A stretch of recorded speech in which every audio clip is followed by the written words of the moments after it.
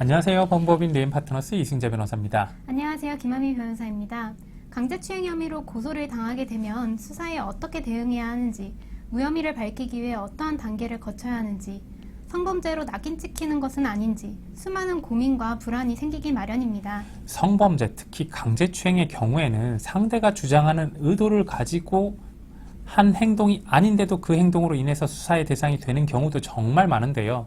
안타깝게도 수사 초기부터 이러한 자신의 억울한 상황을 논리적이고 일관되게 주장하지 못한다면 자신에게 매우 불리한 판결이 내려질 수밖에 없습니다. 이번 영상에서는 강제추행 혐의를 받고 경찰 조사를 앞두고 있다면 어떻게 대응하는 것이 좋은지에 대해서 자세히 한번 알아보겠습니다. 강제추행은 형법상 중대한 범죄로 여겨지는데요. 혐의가 인정될 시에는 10년 이하의 징역 또는 1,500만 원 이하의 벌금형을 받을 수 있습니다. 성범죄의 경우 실형을 선고받지 않더라도 신상정보 등록, 취업 제한, 전자발찌 부착 등과 같은 보완 조치를 받을 수 있기 때문에 성범죄 혐의가 인정된다면 상당한 부담을 느낄 수밖에 없습니다. 예. 강제추행 사건의 경우에 술에 취해 있었기 때문에 당시의 상황을 제대로 기억하지 못하는 분들도 상당히 많은데요. 최근 법원은 술을 마신 데에 대해 심신상실이나 미약을 쉽게 인정해 주지 않기 때문에 심신미약만을 되풀이해서 주장하거나 기억나지 않는다는 등의 안일한 대처에 의존하는 것은 매우 위험하다는 점을 반드시 유의하셔야만 합니다. 강제추행 사건은 고의로 범죄를 저질렀다고 판단하기 어려운 사건들도 많은데요. 예를 들어 술에 취해 몸을 제대로 가누지 못하는 상황에서 의도치 않게 신체 접촉이 발생하거나 상대방이 동의한 것으로 오해하였다가 나중에 강제추행으로 고소를 당하게 되는 경우 등이 있을 수 있습니다. 또한 피해자 역시 술에 취해 있거나 혼란스러운 상황에서 정확한 판단을 내릴 수 없는 경우가 많은데요. 이러한 이유로 인해 의도적이든 의도적이지 않든 진술이 가정되거나 혼동이 생길 수 있습니다.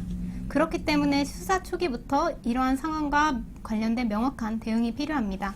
성범죄 수사에서 제일 중요한 것은 피해자의 진술인데요. 문제는 수사 단계에서는 수사의 자맹성과 보안성이 보장받아야 되기 때문에 피의자가 정확한 고소 내용이나 피해자의 진술 내용을 알 수 없다는 점입니다.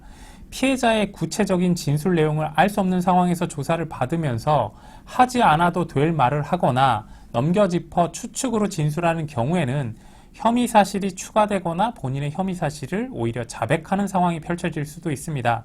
따라서 경찰 조사를 받기 전에 반드시 형사 전문 변호사와 상담하셔서 구체적인 사실관계를 정확히 확정짓고 어떠한 점은 본인에게 불리한 것이고 조사 시에 진술하는 경우에 불이익을 가져올 수 있는지에 대해서 명확한 가이드라인을 받으셔야만 합니다.